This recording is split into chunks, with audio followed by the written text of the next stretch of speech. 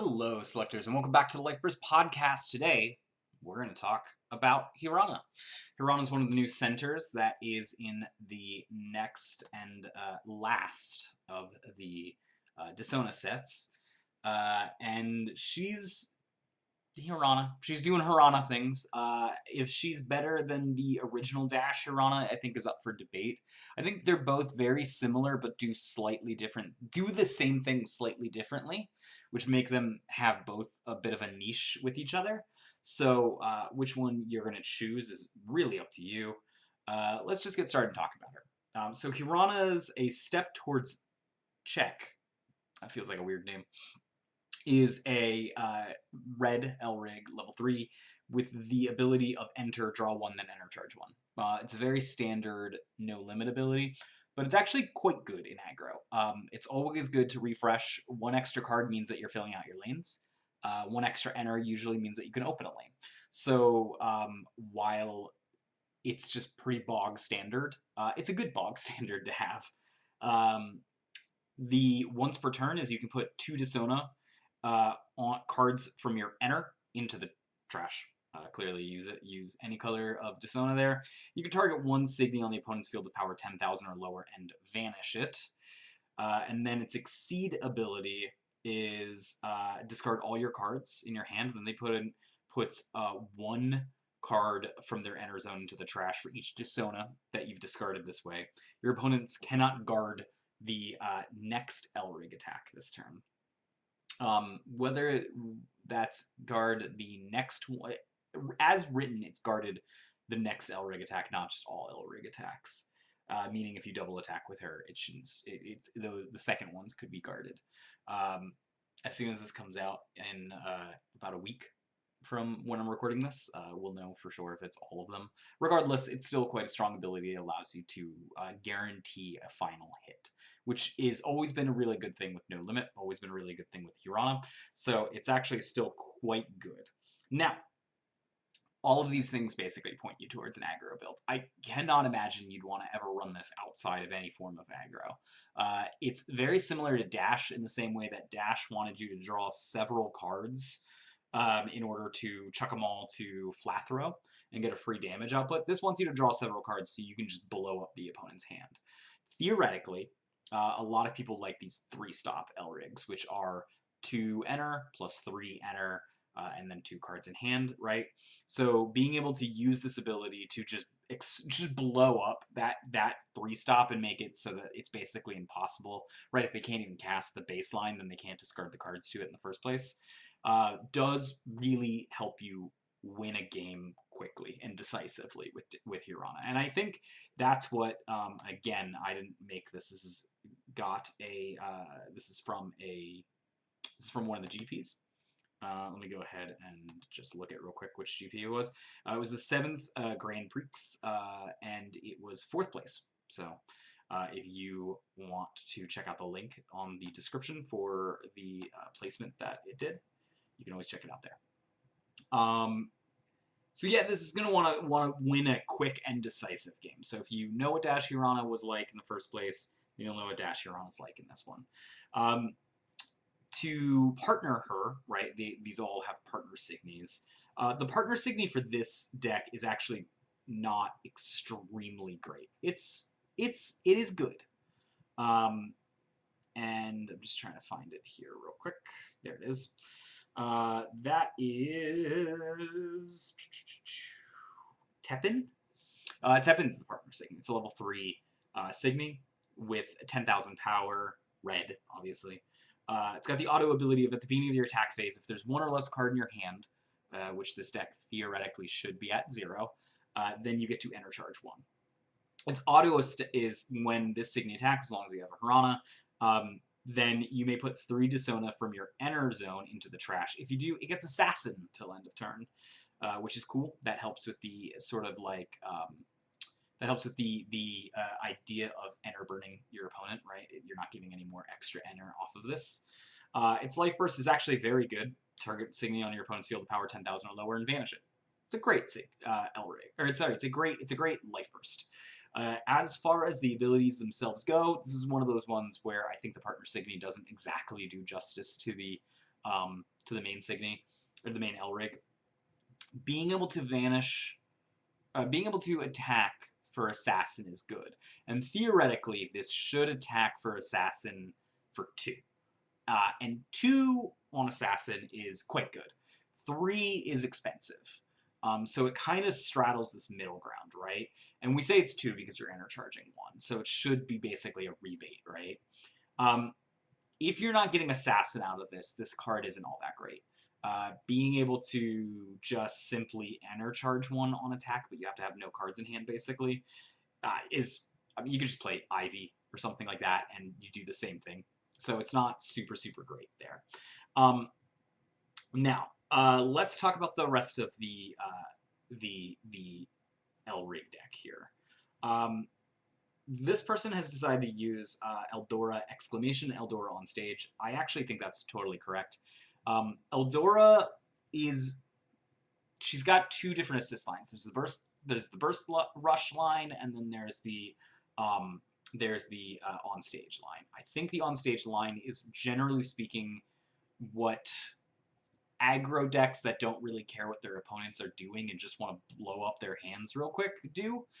Eldora on stage basically gives you the chance to draw 4 cards off of it, especially if you're playing a non-interactive match and you don't really care that your life cloth is going down quicker because you're going to kill your opponent before your life cloth hits 0 anyways. So this is just straight up draw 4 cards, right?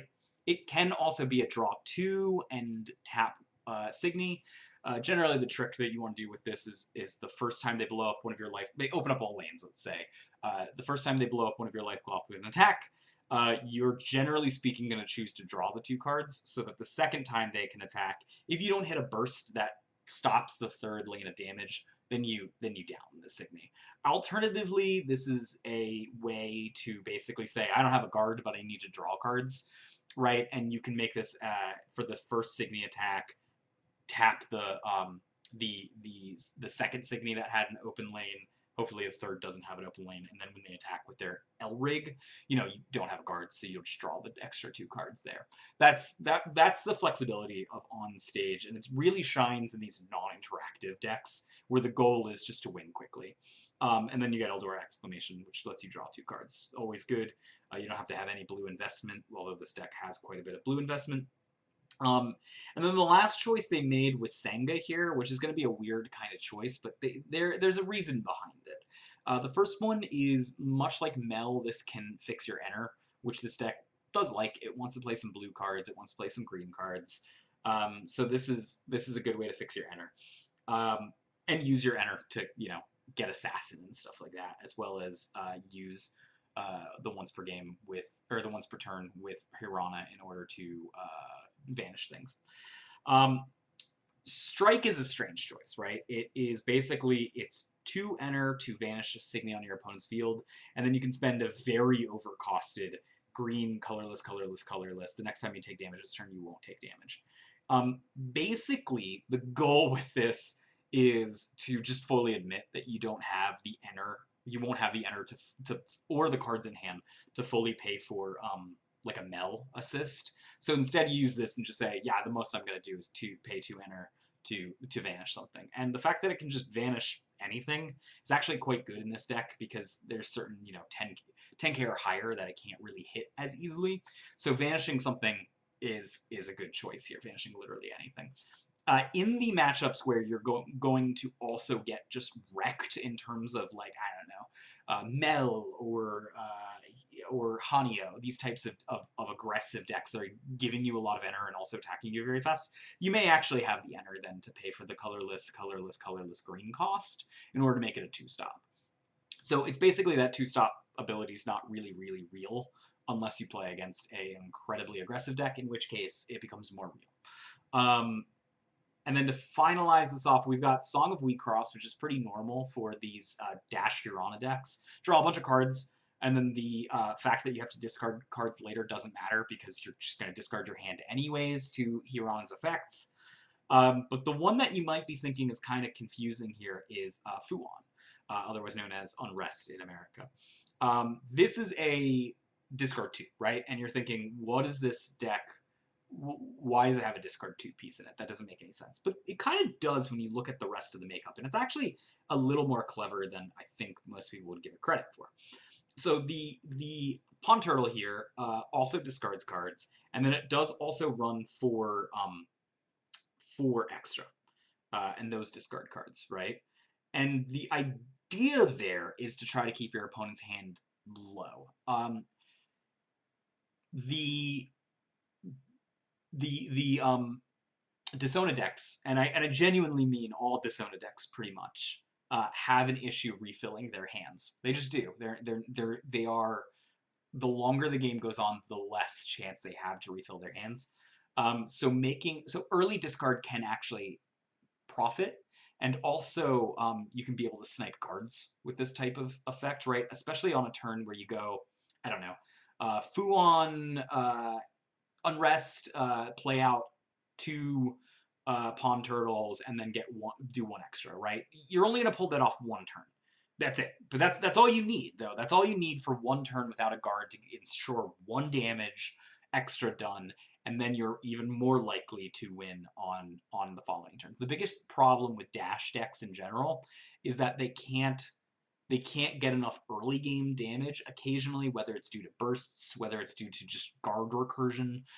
There's a lot of ways that they don't quite get the early connections they need in order to make their final push for damage, which is generally going to be their final turns, finish the opponent off. So this actually works quite well for that. That's why there's a discard package in it. But it's not like a main discard package. Like you're going to truncate that discard package in 1 turn. And I think it's actually quite clever, right? It's like as we've seen before, there are some blue aggro decks in the past, like Millilune, which really win by destroying the opponent's hand so they don't have guards, be successful. And so this sort of takes that idea and evolves it to its own. All right, let's talk about the rest of the main deck here. Nobunaga is one of your only cards that isn't a Dissona, right, outside of guards. And it may seem strange, but it actually is perfectly reasonable here. Hirana doesn't necessarily need Dissona on the field to function. She needs Dissona in her enter. So this is just one of those, and especially because it's a red cost, it means that you can pay it to her to grow. So this card's actually quite strong here. It allows you to double crush. It allows you to vanish something, 8k or less. And it also rises on top of red signy. You got quite a bit of red signy. So this allows you to sort of like upgrade certain signy in your deck. And I actually think the 2 of is quite smart. The bangs are pretty obvious here. You don't want to get blown out by Exia. Bangs there to make sure that you don't get blown out by Exia. It's just a 2 of in the deck. But you do actually have quite a bit of card draw in this deck, so you'll be able to potentially find it. Firecracker is a fantastic card, as always. Pond Turtle, we explained the discard package. Wildwolf is a 2 of. May seem less intuitive, since a lot of these sort of like crash red Dissona decks want to play probably 4 Wildwolves. They just allow you to get over white level 1s that you wouldn't normally be able to. But 2 is a fine number here, totally. Love It is just a great card here. It enter burns the opponent, which plays nice with your enter burn package ahead of time here. So it allows you to space out your enter burn a little bit more, which is a good thing. Plus, it increases the power of your signy, right? So that could actually pair nicely with Wildwolf, for example. But it gets it out of range of certain vanish effects too. We've got it also makes X a little more awkward. We've got Kirin here, and Kirin's an interesting card. I don't know if I love it, to be honest with you here, but it seems like it has a purpose, right? It's at the end of your turn if there's another Dissona on your field, and therefore more cards in your opponent's enter, then you get to put 1 card from their enter zone into the trash, right? So this is not Xeno clusterable, and it allows you to mitigate, like a lot of problems with these enter burn decks is they're also aggressive. And so it kind of doesn't work hand in hand, right? Enter burn wants your opponents to be at almost no enter, right? While aggro is giving a lot of early game enter. So the 2 don't quite mesh well. And I think Kirin is kind of a nice handshake there to say, there's going to be lanes that I don't need to open or that I've opened in a different way. Maybe I firecrackered opened. Maybe I hit a burst and it vanished something, so I have an open lane anyways. Kirin basically says, I'm just going to try to start taxing this enter early, right? And then hopefully I don't have to work that hard later down the line, or I make it awkward for you to grow, or do other things like that. I think this card is kind of a nice handshake. I wish it did a little bit more, to be completely honest with you. But, you know, it is what it is. They're using it as a 3-of, and I can understand why here. Melalune is an interesting card. More importantly, it has a life burst. I don't know if the life burst is fantastic here. Stopping a Signy or an Elrig from attacking, unless your opponent discards 3 cards from their hand, is good, but usually you want a little bit more discard of a package to pull that off. I suppose that is pretty good on the turn 2 that you're probably trying to get rid of the opponent's hand, you know? But I think it's more here for the taxing of the first spell. Taxing the first spell might just make it impossible for your opponent to deal with. And especially if you've limited their hand options prior to that, then this might stick around for a turn or two, and that just might... Being annoying and having a good life burst is probably good enough. It's an 8k as well. 1 of Broom. I think that is reasonable. This deck just sometimes needs a little bit more early game draw. Broom is no Haniel, for sure. It does not match up as much as I wish it would. It's no Haniel. Wolfrend here is an interesting inclusion. I don't love it myself, but it's green with a life burst. That's literally, I think, the reasoning for it. Now, it also can attack and vanish 8k or lower without spending any enter, and I think that's pretty good considering, you know, what Hirana does and how much enter you're spending on, like, Assassin and stuff, right? So I think that's probably a nod to that. But you're not really going to put any enter into it to make it bigger in order to vanish bigger things. That's probably not going to happen. It's got actually an okay life burst in this type of aggressive stuff. The more aggressive you are and the less you care about what the opponents do, the less you need ways to interact with your opponent's board on their turn, right? So a life burst to stop damage, for example, you don't really care. You're just going to out damage pace them anyways. So the life burst there to enter charge 2 and draw a card is a resource enter burst, and totally usable in this type of deck. It's not my favorite inclusion. I'm completely honest with you here. I think there's probably better green that I would want to run before this. Emergence or Ivy come to mind. But if you're looking to add more green to your deck and you're incredibly aggressive, this is totally a fine choice. For Servant for 3 of the partner Signy. I think this 3 probably could go down 2, but the life burst being good enough, I think maybe keeps it at a 3. There's Dissona don't have great life burst, so having any Dissona that have good life burst is usually pretty good. And this is a format where I think life burst does matter a bit because it is an open 3, and the more you open 3, the more your life bursts matter, right? Simple math. The Emergence here is great. I mean, you're running 4 Firecracker. Emergence is a great card to hit off of the life burst. But enter charging really seems to be the more important thing here for me. I suppose getting back a certain type of card, probably the Love It or the yeah, I can only get to Sona, right? So probably the Love It would be my most interested thing to grab, but I would occasionally grab a Pond Turtle if I knew it would help get the guard out of an opponent's hand. Even the most blue decks burn their hands pretty aggressively in this format, so being able to snipe a little bit of hand could be good, right? And your turn 3 or your turn 4 could be the opponent has 2 cards in hand, and or even 3, right? And then sniping 1 card stops the Madoka Clap from being able to stop you down from attacking. So that might actually be a totally fine play here. 4 extra, we talked about that. 1 opening signal. I think this rounds out the deck probably. It probably needs a life burst, probably needs a little bit more red. And opening signal is a fair thing to do. It burns your hand out pretty quick. Like I said, a lot of this Dissona stuff burns your own hand out. But the goal is to probably win before that actually becomes a problem. I think everyone probably thinks, well, what kind of Dash deck do I want to play? There's Dash Anj, and there's Dash Hirana, the original one, and now there's this new Dash deck, and Black Tama with Mayu is a bit of a Dash deck too. The answer is they're all Dash decks. They all do the same Dashy thing, but they do it all a little differently. This one specifically really excels at stopping assists from growing, I think, and that's probably where this shines the most. So if you're seeing a format in your area where a lot of people are running 2 to 3 stops, you know, to stop things. This is a good choice to hamper that ability and win before that. Whether that's correct or not, there's a lot less guards in the format than there used to be, so the original Dash Hirana actually could do also quite well. I'm not sure. I'm not sure, but I'd love to hear your guys' thoughts behind on that kind of thing. Let me know in the comments down below.